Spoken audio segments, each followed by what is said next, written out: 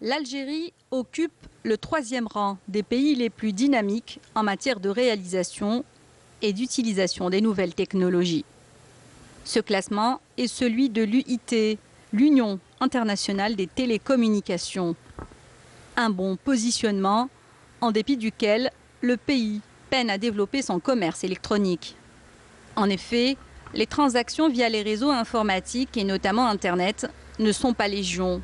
Pourtant, les ingrédients de base sont là.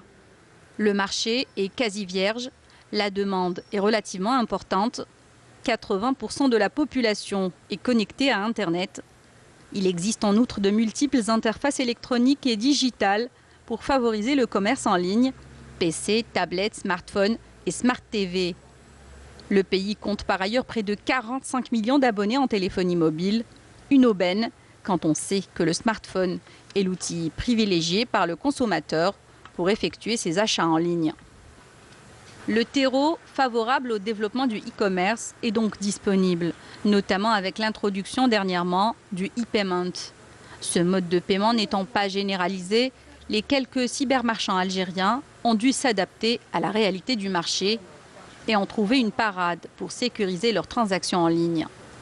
Ils proposent aux cyberconsommateurs de régler leurs achats cash à la livraison dans le cadre du B2C, entendre business to consumers, c'est-à-dire échange entre entreprises et particuliers.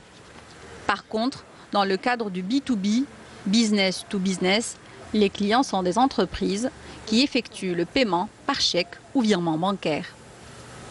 Mais le mode de paiement ne constitue pas, selon les spécialistes, la seule pierre d'achoppement.